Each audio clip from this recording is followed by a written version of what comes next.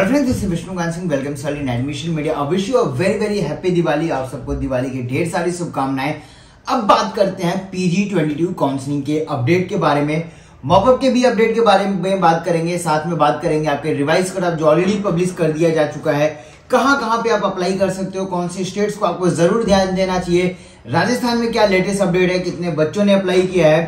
Second thing, mop up के क्या schedule हो सकते हैं, क्या चांसेस हो सकती हैं, एज वेल एज आपकी राउंड 2 की रिपोर्टिंग की भी बात करेंगे। और साथ में कुछ और इंटरेस्टिंग बात करेंगे। जो सबसे बड़ा पॉइंट चलते आ रहा है, कर्नाटका स्टेट काउंसलिंग का अभी तक राउंड 1 भी कंप्लीट नहीं हुआ है पीजी के लिए, तो वहां से क्या अपडेट है उन चीजों पे डिस्कस करेंगे। उससे पहले मैं बता दूं कि अगर आप इस चैनल पर नए हो, दैट इज आपके अपने चैनल एडमिशन मीडिया पे आप नए हो और अभी तक आपने अपने चैनल को सब्सक्राइब नहीं किया, तो आप जरूर सब्सक्राइब करके रख सकते हैं। साथ में अगर आपको हमारे कंटेंट सही लग रहे हैं, आपको लगता है कि आपके किसी रिलेटिव की या किसी नोन पर्सन की हेल्प हो सकती है, तो उनको भी शेयर करना ना भूलें। और साथ में आप हमारा टेलीग्राम चैनल एडमिशन मीडिया जरूर ज्वाइन कर रखें। लेकिन अगर आप में से कोई आपका जूनियर है या आपके कोई छोटे बच्चे हैं जो आप यूजी के लिए प्रिपरेशन कर रहे हैं, तो उनको आप हमारा Telegram channel admission media UG suggest करके रख सकते हो। अब अगर मैं बात करूं कि क्या लेटेस्ट अपडेट है, ऑलरेडी राउंड 2 की ज्वाइनिंग आपकी 26 तक थी, लेकिन उसको एक्सटेंड करके आपका 28 अप टू 5 PM तक कर दिया गया है। मतलब कि जो हम एक्सपेक्टेशन लगा रहे थे कि सीट मैट्रिक्स जल्दी आ जाएगी, ऐसा बिल्कुल भी नहीं होने वाला। सीट मैट्रिक्स में थोड़ा डिले जरूर देखने को मिल सकता है।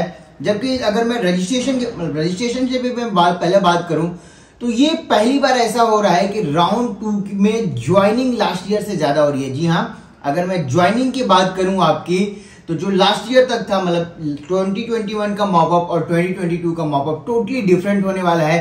पॉजिटिव शिफ्ट की अगर मैं बात करूं, क्योंकि काफी सारे ऐसे कैंडिडेट्स हमारे पास कॉल्स भी आ रहे थे, चीजें भी आ रही थी।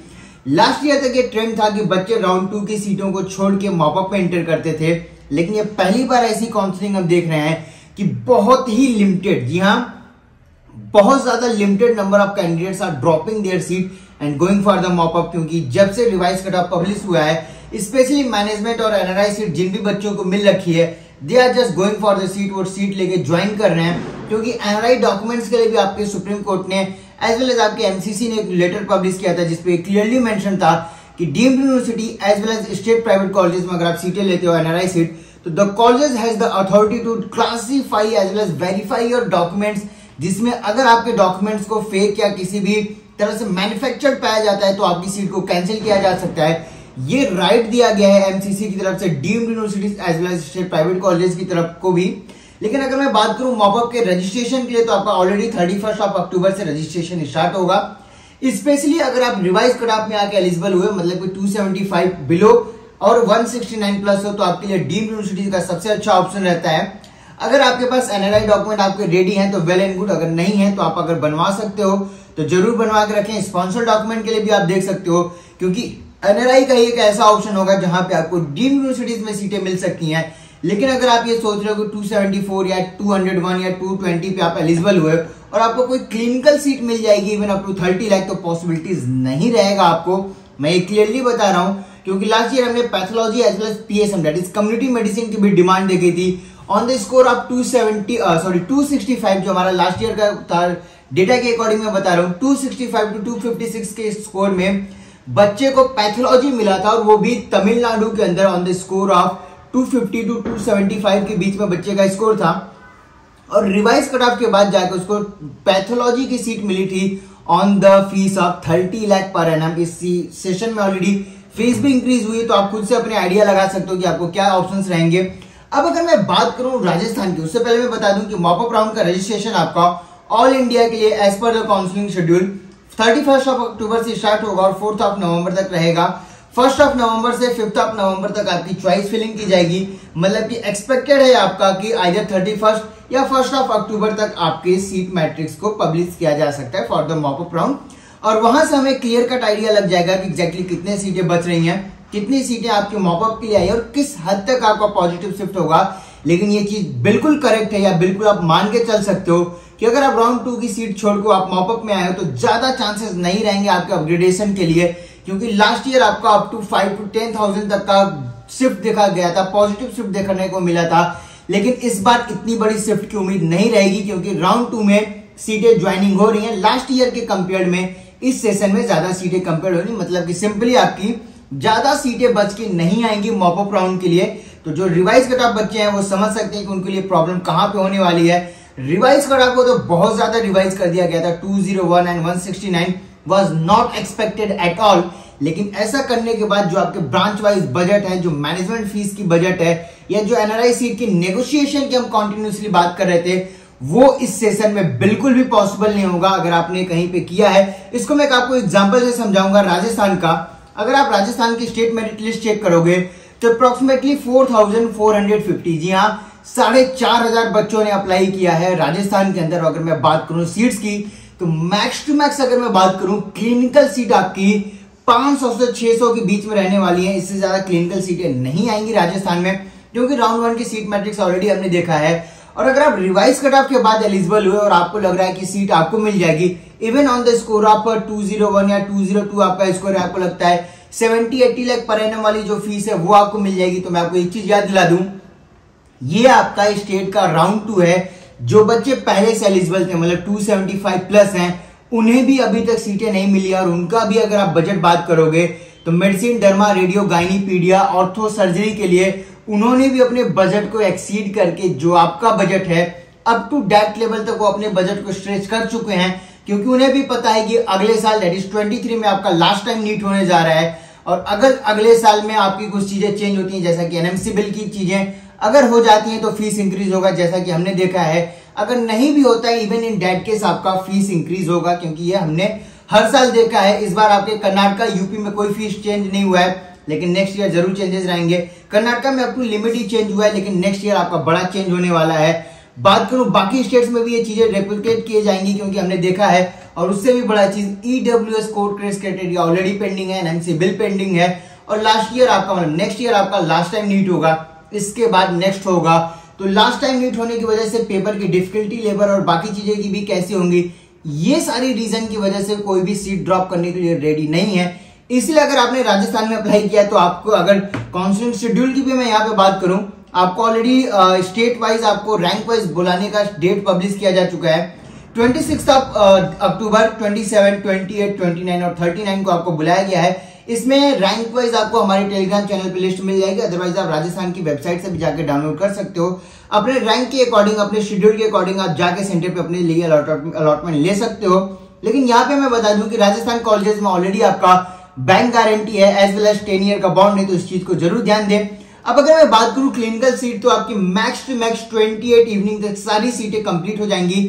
नो मैटर वो 80, 85 या 90 लाख की भी अगर कोई फीस की सीट है, तो वो भी आपका 28 अक्टूबर को बाय द नून और मैक्स टू मैक्स जो सेकंड स्लॉट होगा वहां तक आपकी ओवर हो जाएंगी। इसके बाद बचेंगी आपकी केवल और केवल नॉन क्लिनिकल। और अगर आप नॉन क्लिनिकल के लिए देख रहे हो तो अब तो आप राजस्थान का विजिट कर सकते हो, अदरवाइज कोई मीनिंग नहीं होगा। स्पेशली अगर आपको किसी ने एजेंट ने कहीं पे पेमेंट कराया है, तो मैं सिर्फ आपको एक ही चीज बोलूंगा, गॉड ब्लेस यू, आपको सीटें मिल जाए। इवन आई प्रे कि आपको सीटें मिल जाए, लेकिन जिस हिसाब से डिमांड है, जिस हिसाब से चीजें हो रही हैं इस बार की काउंसलिंग में, अगर आपको लोअर बजट पे प्रॉमिस किया गया तो आपको, मुझे नहीं लगता सीटें मिलेंगी। ऑनेस्टली स्पीकिंग मैं भी ये बोलना नहीं चाहता हूं, लेकिन आप मान के चलो कि इस काउंसलिंग में अगर आपको लोअर बजट में हायर क्लिनिकल सीट किसी ने ऑफर किया है, नो मैटर आप चेयरमैन से मिल के आए हो, XYZ किसी से भी मिल के आए हो, नेगोशिएशन बिल्कुल भी पॉसिबल नहीं होगा। 80 लाख पर एनएम की फीस 80 लाख पर एनएम पे ही जाएगी। नेगोशिएशन तब पॉसिबल होता है जब कॉलेजेस के पास सीटें बची रह जाएं और उसको लेने वाला कोई ना हो, लेकिन इस केस में ऐसा बिल्कुल भी नहीं है।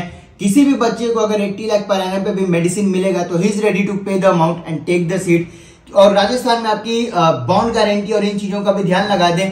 अब अगर मैं बात करूं आपके लिए गोल्डन ऑप्शन कहां बनेगा, ऑलमोस्ट सारे स्टेट्स ने आपके राउंड 2 में काउंसलिंग के लिए एप्लीकेशन फॉर्म ओपन कर दिए हैं। आप अप्लाई करके वहां की काउंसलिंग में पार्टिसिपेट कर सकते हो। कुछ स्टेट्स आपके ऑफलाइन मोड में जा चुके हैं, नहीं तो मॉपअप राउंड में आपके सारे काउंसलिंग ऑफलाइन वे में हो जाएंगे, मतलब स्टेट काउंसलिंग आपके ऑफलाइन वे में ही रहेंगे। वहां पे आप अप्लाई करके सीटें ले सकते हो। अब अगर मैं बात करूं, गोल्डन अपॉर्चुनिटी आपको मिलेगा कर्नाटक में, स्पेशली अगर आपकी एलिजिबिलिटी जनरल के अंदर है या भी कैटेगरी कर्नाटक से है, या आपने एमबीबीएस कर्नाटक से किया, या आपका डोमिसाइल कर्नाटक है, तो southern states of India will be the golden opportunity for you. क्योंकि कर्नाटक एक ऐसा स्टेट है जहां की अभी राउंड 1 काउंसलिंग भी इंक्रीज या राउंड 1 काउंसलिंग भी कंप्लीट नहीं हुआ है। और स्पेशली अगर मैं बात करूं management as well as NRI सीटों की, तो पूरी खजाने पड़े हुए हैं यहाँ पे, मतलब नंबर ऑफ सीट सबसे ज्यादा है अगर किसी भी स्टेट के अंदर है। वो कर्नाटका के अंदर है, तो कर्नाटका पे आपको फोकस करना चाहिए। आई नो लैंग्वेज बैरियर और XYZ चीजें होती हैं, लेकिन अप टू अ लिमिट तक आप उनको सॉल्व कर सकते हो, आप उनको पुश आउट करके मैनेज कर सकते हो। लेकिन अगर आपको सीटें ही नहीं मिली तो आपको, अगर आपके पास बजट का प्रॉब्लम है या आप हायर क्लिनिकल ब्रांचेस लेके चले और आप बजट इशू के साथ हो, तो मैं आपको यही सजेस्ट करूंगा कि आप ड्रॉप ले सकते हो और अभी से 23 के लिए प्रिपरेशन स्टार्ट कर दो। अदरवाइज राजस्थान में आपको डेली कॉल्स आ रहे होंगे, डेली मीटिंग्स हो रही होंगी। एग्जैक्टली ट्रुथ क्या होता है इन मीटिंग्स का, आप अपने सीनियर्स या किसी भी जो बच्चे वहां पे ज्वाइन करके रखे हैं आप उनसे पूछ सकते हो। वो आपको एक बिटर ट्रुथ बता सकते हैं कि एग्जैक्टली क्या हुआ था उनके साथ, किस बजट और किस चीजों पे कंडीशन हुई थी। उन्हें बोला गया था कि चेयरमैन से मीटिंग करा के XYZ चीजें की गई थी, फिर उनको प्रॉमिस किया गया था, लेकिन लास्ट में क्या हुआ हम सबको पता है। Same thing goes with the deemed universities, क्योंकि डीम्ड के अंदर ज्यादा सीटें बचने वाली नहीं है इस सेशन में, क्योंकि जैसा कि मैंने आपको ऑलरेडी बताया इस बार की ज्वाइनिंग बहुत ज्यादा है। लेकिन कर्नाटका में एक ट्विस्ट जरूर हो सकता है। उस ट्विस्ट की अगर मैं बात करूं, ऑलरेडी राउंड 1 कंप्लीट नहीं हुआ है और सुप्रीम कोर्ट की तरफ से आपका एक नोटिस पब्लिश किया गया जो आपकी MCC की वेबसाइट पे भी है, जिसपे उन्होंने स्टेट से रिक्वेस्ट किया है और उनको ऑर्डर भी दिया है कि आपकी जो काउंसलिंग है, जो काउंसलिंग शेड्यूल है, उसको जो ऑलरेडी डेट डिसाइडेड है उसके अकॉर्डिंग ही आपको फिनिश करनी है। और वो अगर मैं डेट की बात करूं तो आपका 25 November is the last date for NEET PG 22 admission. जी हाँ, 25th of November is the very last date for joining of your PG 22 seat. अगर इसके बाद आपके किसी भी टाइप के एडमिशन होते हैं या अगर आप कोई भी ज्वाइनिंग करते हो तो that will be considered as a illegal admission, क्योंकि आपका ऑलरेडी लेटर पब्लिश है, आपकी MCC की वेबसाइट पे जाकर डाउनलोड कर सकते हो। लेकिन अगर मैं बात करूं कर्नाटका में, तो today is already 25th of October और 25th ऑफ नवंबर को उन्हें लास्ट राउंड मतलब लास्ट ज्वाइनिंग करनी है, राउंड भी नहीं ज्वाइनिंग करा देनी है स्ट्रे राउंड की भी सीटों की।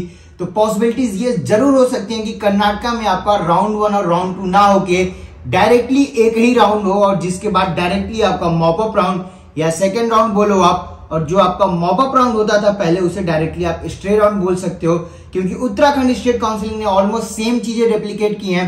हो सकता है कर्नाटका भी ये सेम चीजें आपकी कर दें। मतलब कि अगर मैं सिंपल भाषा में आपको बताऊं तो राउंड 1 और राउंड 2 को एक ही राउंड में कर दिया जाएगा, इसके बाद डायरेक्टली आपका मॉपअप होगा और उसके बाद स्टे होगा, क्योंकि यही एक ऑप्शन है जिसमें आपकी 25 नवंबर तक ज्वाइनिंग कंप्लीट की जा सकती है।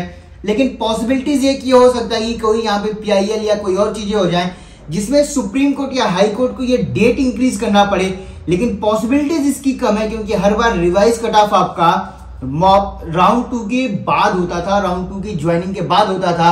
लेकिन इस बार आपकी अगर मैं बात करूं, राउंड 2 की ज्वाइनिंग चल रही थी ऑल इंडिया में, तभी आपका रिवाइज कट ऑफ पब्लिश कर दिया गया। और यही रीजन है कि ऑलमोस्ट सारे स्टेट्स ने अपनी काउंसलिंग को रीओपन किया, चॉइसेस फॉर्म्स को रीओपन किया, जिससे आप अप्लाई कर सको, क्योंकि ये डेडलाइन है। अगर आप ये डेट एक्सीड कर जाते हो और आपका एडमिशन नहीं होते हैं, नो मैटर आपको कॉलेज स्टैंप या कुछ भी करके दे, आपका एडमिशन को इलीगल मांगा जाएगा। ये लेटर ऑलरेडी MCC की वेबसाइट पे है, आप जाके वहां से देख सकते हो। इसी वजह से मैं आपको बोल रहा हूं कि हो सकता है कर्नाटका में आपका राउंड 1 और राउंड 2 को एक राउंड बोल दिया जाए और वहीं पे आपकी ज्वाइनिंग और अलॉटमेंट हो, तभी वो अपनी काउंसलिंग शेड्यूल पे आ सकते हैं। मतलब बाकी स्टेट की तरह वो भी मैटर अप कर लेंगे, ज्वाइन अप रन अप कर लेंगे। अदरवाइज ये होगा कि कर्नाटका स्टेट काउंसलिंग ऑलरेडी पिछड़ी रह जाएगी और वहां पे चीजें नहीं होगा। लेकिन एक और यहाँ पे पॉइंट है कि इस बार कर्नाटका में पॉजिटिव शिफ्ट जरूर देखने को मिलेगा, क्योंकि जिन भी बच्चों को अदर स्टेट्स में as well as all India में सीटें मिली हैं वो ज्वाइन करके बैठे होंगे, तब जाके आपका कर्नाटका का राउंड 1 काउंसलिंग स्टार्ट होगा। ये भी हो सकता है कि जो नए बच्चे एलिजिबल होके आए, मतलब 201 प्लस जितने भी बच्चे हैं और 275 बिलो जो हैं, उनके लिए राउंड 1 में ही यहाँ पे काउंसलिंग शेड्यूल ओपन कर दिया जाए, रजिस्ट्रेशन ओपन कर दिया जाए। अगर ऐसा होता है तो आपके लिए गोल्डन चांस है। इन केस नहीं भी होता है, स्टिल अगर राउंड 2 में या मॉपअप में आपका रजिस्ट्रेशन ओपन होता है तो वहां पे आप अप्लाई करके सीटें ले सकते हो, क्योंकि कर्नाटका ऑलरेडी मैंने जैसा कि आपको बताया सबसे ज्यादा डिमांडिंग स्टेट रहेगा इस बार। इस वजह से आप यहाँ के बजट को भी एक कैलकुलेटेड वे में लेकर चल सकते हो कि कुछ ऐसे भी कॉलेजेस हैं जहां की मिनिमम फीस 1 CR प्लस भी है, तो आपको उस बजट के अकॉर्डिंग, उसके अकॉर्डिंग अगर आप रेडी रहते हो तभी यहाँ पे आपको सीटें मिल सकती हैं। अदरवाइज इस बार आपकी एलिजिबिलिटी, स्पेशली अगर कैटेगरी एलिजिबिलिटी है या general eligibility revise cut of के बाद है, या अगर आप 300 के बिलो हो और आप हायर क्लिनिकल ब्रांच टारगेट कर रहे हो और आप लिमिटेड बजट के साथ हो या आपके बजट अमाउंट फिक्स है कि इससे ज्यादा आप एक्सीड नहीं कर सकते हो, तो मेरी तरफ से आपको as well as team admission media की तरफ से आपको एक ही सजेशन रहेगा कि आप ऑलरेडी ड्रॉप के लिए प्रिपरेशन स्टार्ट कर दो, क्योंकि इस सेशन में आपको हायर क्लिनिकल तो नहीं मिलने वाला अगर आपके बजट लिमिटेड है, और स्पेशली अगर आप गाइनेक, ऑप्थल, डर्मा, रेडियो मेडिसिन देख रहे हो, क्योंकि इस बार डिमांडिंग ब्रांचेस के सबसे ज्यादा है, और स्पेशली ऑप्थल आपका सबसे ज्यादा डिमांडिंग ब्रांच निकल के आ रहा है as per the counselling thing. Because जिन भी बच्चे हो या बच्चियों को जिन भी डॉक्टर्स को आपकी गाइनेक नहीं मिल रहा है, they are directly switching for the ophthal. यही रीजन था कि लास्ट ईयर अगर आप मॉपअप में देखे होंगे तो ऑल इंडिया मॉपअप के अंदर सीटें ही नहीं बच के आई थी ज्यादा ऑप्थल की। तो ये सारे ब्रांचेस हुए जो काफी ज्यादा डिमांडिंग है, तो आपको फ्री बजट लेके चलना पड़ेगा। अगर आप मैनेजमेंट या एनआरआई सीट्स के लिए देख रहे हो तो आप मुझे दिए हुए नंबर पे कांटेक्ट कर सकते हो। यहाँ पे हम डिस्कस आउट कर सकते हैं कि आपकी प्लानिंग क्या होनी चाहिए, आपको प्रोसीजरिंग क्या करना चाहिए जिससे आपको 100% सीट मिल जाए। आपको मैनेजमेंट में जाना चाहिए, एनआरआई में जाना चाहिए, क्या ऑप्शंस लेके चलना चाहिए, कौन से स्टेट का क्या बैकअप ऑप्शन हो सकता है, या ऑल इंडिया का क्या बैकअप ऑप्शन हो सकता है आपके अकॉर्डिंग, आपके बजट के अकॉर्डिंग। इन चीजों के डिटेल व्यू के लिए आप नीचे दिए हमारे नंबर पे कांटेक्ट करके आप हमारी पेड काउंसलिंग के लिए रजिस्ट्रेशन कर सकते हो। फिलहाल तो इस वीडियो में इतना। अगर इसके अलावा आपको कोई और कांटेक्ट आता है या कोई आपको और कोई भी क्वेश्चन है, आपको डाउट है, तो उसके लिए नीचे दिए हुए नंबर पे व्हाट्सएप पे आप मुझे टेक्स्ट करके बात से कर सकते हो। लेकिन हमारा टेलीग्राम चैनल ज्वाइन करना ना भूलें, क्योंकि लास्ट में अगर कहीं भी किसी स्टेट के अंदर कोई भी ऑफर आता है या नेगोशिएशन होता है और सीटें ऑफर में आती हैं, तो हम वहां पे कंटिन्यूअसली पोस्ट करते रहेंगे। तो अगर आप वहां के लिए इंटरेस्टेड हो तब भी आप हमारा टेलीग्राम ग्रुप जरूर ज्वाइन करके रखें। फिलहाल तो इस वीडियो में इतना ही। Thank you so much for watching this video.